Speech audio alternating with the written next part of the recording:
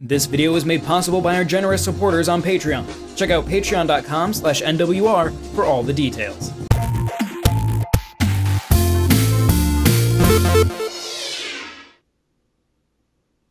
Hello! Hey. Hey. What's going on, What's up? jerkum?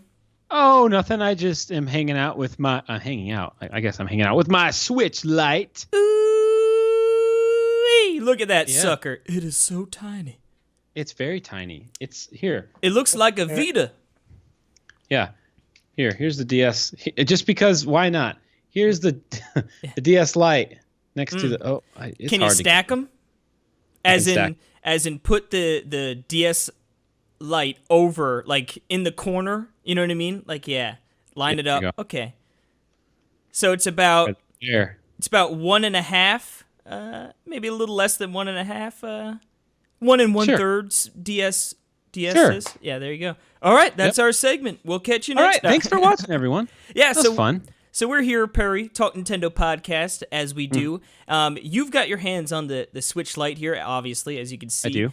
If you're listening, Perry's got the nice turquoise Switch Lite, Right. the Nintendo's newest iteration on the Switch, and yeah, we're here to get your impressions of it. You've been messing with it for a little bit now, and how does it feel, dude? So, initial impressions feels great. The biggest thing that you're going to notice is that it's so light. Like, I mean, it really, I think the biggest difference between this and the regular Switch is it's so light. It takes its really namesake serious, huh? It's not that much smaller. That's the thing. Like, that's what's so funny is, like, it's really not. I mean, you put it up, I mean, the Joy-Con, I mean, it's probably like an inch smaller, you know? Mm-hmm. It is smaller, definitely, for sure. But it doesn't feel that different. Like, it doesn't feel like you're really losing, like, screen real estate, like when you play from the regular Switch to Switch Lite, which is cool, right? Yeah, I'm pretty sure the screen is very minimally smaller. But if anything, that smaller screen probably makes it look a little sharper. Oh, yeah, it is. The pixels look amazing. I mean, it looks awesome. You know, it has the nice speakers on the bottom. Right here, you can kind of see them, but and then it has an actual SD card slot. Here, I'll open it up. So that's so I'll hold it up there. So see that? So it does have a slot now instead of like weirdly behind the kickstand, which doesn't exist anymore because you can't take the Joy-Cons off. So why would you have a kickstand? Is there a little bevel on the back there at all, or is it nice and flat like the original Switch? It's flat. Flat as flat. Okay. Yeah, I was wondering if maybe since it wasn't going to be docked or anything, if they'd maybe give, you know, like a little feel like where the Joy-Cons were, but all right, so they're going straight still. And then the other thing, obviously the biggest, small differences is the ZR and the ZL buttons feel really good. They feel like the Pro Controller. Yes. Okay. They feel like the Pro Controller ZL and ZR buttons. So if you pick those up, just kind of smaller versions of those. It feels great. A lot better. Now, the L and R, still kind of clicky. Now, I believe the buttons are a little bigger too, right? The face buttons? Mm-hmm. How do I mean, I don't think you had any complaints about the buttons on the Joy-Cons. They seem like they're bigger, but they're actually not. That's the thing. That's what's so funny. The face buttons seem like they're bigger, but they're kind of the same. They feel bigger. I mean, I did an unboxing video of the Switch, and I thought, it's like I thought they're bigger, and then you line them up with the other ones, like, well, they're not. It's really weird. Maybe it's just the smaller Switch and the same buttons. Yeah. You know what I mean? It makes it feel bigger. But and then of course that D-pad, right? Oh yes, the D-pad. So yeah, the D-pad. That's where it's all at right now. Have you been playing your Super NES games? Yes. This is a great system for that.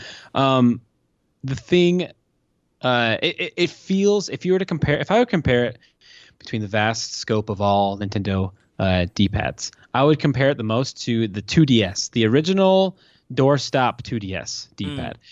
If anyone's ever gotten those, which is a great D-pad. It's not as soft and mushy as that, but it feels very similar, kind of like a harder version of that. So it's really good.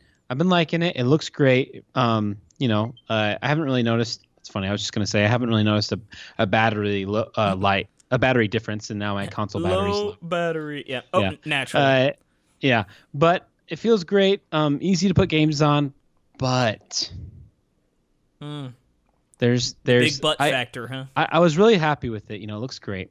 but there are a couple things that really suck. That really do suck. That in the end, if you're using this as there's one thing that sucks, obviously, if this is your primary system, and then there's another thing that sucks if it's your secondary system, right? Double suckage. Hit me with it. Double suckage. Okay, so if this is your only Switch, you cannot dock it, right? I mean, I know that's the big thing. Everyone knows that, but that's a huge deal. Because there are lots of games that look terrible, barely run. Or like the super small text, Or super small text, yeah. And this is even smaller, And then the Joy-Cons cannot come off. There are no Joy-Cons, and there's no rumble. So I'm surprised there's not still a rumble. I mean, I guess. And there's and here's the thing. That's the saving grace of the Switch, right? Beautiful. It's like even if your analog stick drifts, you can always just literally just you can just buy a new controller if you need to. Like if it happens, it's like I don't need to send the system in. Like you can send your controller in, but while I send it in, I can just use a different Joy-Con. I can use the Pro controller, all that kind of stuff. This one, they've already had reports of drift issues. Gosh. And it's like, man, that's scary because this is it, And especially if, like you said, if this is your primary console, then all of a sudden you're out. You can't game at all for however long. And I feel like Nintendo's usually pretty quick on the draw with repairs like that. But I mean, great. It still could be a week or so, and that's still. I mean, obviously, no one's going to die. And then you lose all your data and stuff, but yeah. Potentially. Now, have you tried to pair up like a Pro controller with this? Can you still pair up other controllers? I haven't tried because I've never wanted to because there's literally no point. You can't even kickstand it. You could put it in your Hori Play stand. I could. Yep. But I haven't. But let me get to the other thing that really sucks in the end. Okay. Now, you can check out some video. You can check out some videos on NWR TV. I made some how to transfer your save data videos. They're little 1-minute videos. So check that out if you have, you can do this between any two Switch consoles, two Switch Lites, two normal Switches. They're all the same. What really sucks, though, when it gets down to it, unless you have cartridges, right? If you're smart like me and buy everything physical, I'm looking for like this. The stack of games back there. Like Monster Boy. If you're smart like me and bought Monster Boy physically, that's much better because when you download your saves to your new system, let's say you're going on a road trip, Case. You're a kid. Case, go back in time. You're a kid. You're 9 years old. 9 years old. Perry. Okay. And you're like I'm playing Link's Awakening digitally, and I want to take my Switch Lite, and you transfer the save data onto your Switch Lite, and then you get in the car, and then you start the game, and then your car leaves your house away from your Wi-Fi. Suddenly, you can't play your game anymore because it's not its primary console, and you can't play it. So digital games are tied to Wi-Fi. That's the one thing you really got to remember about this. Well, that's where you need to activate your car's Wi-Fi, Perry. Stop being a cheapskate. Stop being a cheapskate. That's true.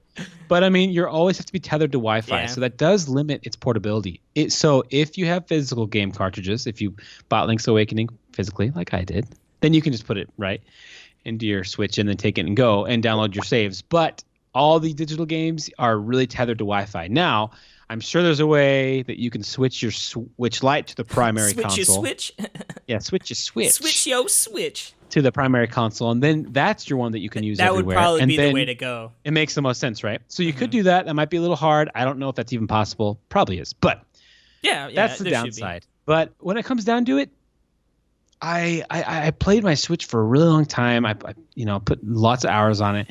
Then I picked up, and then I picked up my other Switch, and I was like, yeah, this feels a lot bigger, but it's not that much different.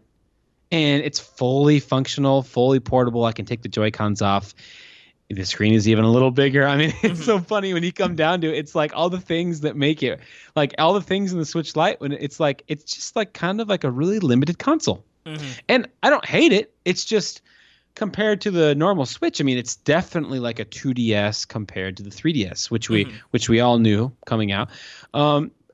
It's significantly cheaper. It's $200 instead of $300, but you don't get a dock, and And you don't get the Joy-Con holder. So, docks are $80-$90. I mean, it's really, and not being able to dock your Switch, it's I guess, I think for some people it works. It really seems like if you are a portable player, like, and you have zero, like, because I've seen plenty of people online that, like, I've docked my Switch like twice, you know what I mean? And they just play it primarily as a handheld. So, in which case maybe the Lite would actually be better off for you. But yeah. Well, what we need a Switch that can do this. We need more clamshell. We need a Switch that can do this. Oh, baby, that's the...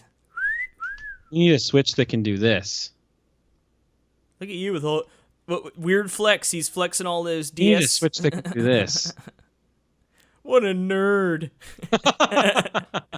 There you go. That's a portable console. But the Switch Lite it's great. It's not bad. But I just say if you're using it, I want you to know the cons, the pros and the cons. There you Get go. it? I do. The Pro controller and the Joy-Cons of having a Switch Lite is it's there. But it's a nice system. It works, and just don't play Smash Bros on it, and you probably won't drift.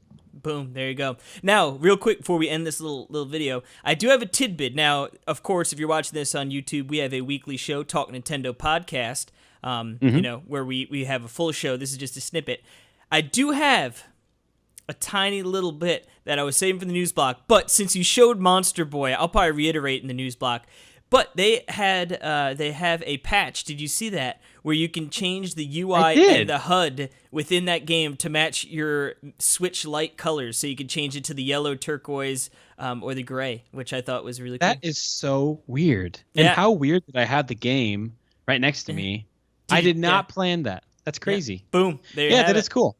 That is cool. So, well, thank you for chatting with me thank you for being my therapist about the pros and the cons your of the Switch Lite. And your downs. My ups the and downs. Switch Lite, yeah. This crazy roller code. Roller code. Roller code. Well, Casey, if you can throw up our little information, you can find us. We have a podcast on iTunes every week. Usually around 2 hours long, where we talk about all things. There it is. You can follow us on Twitter, support us on Patreon, where we have exclusive episodes there.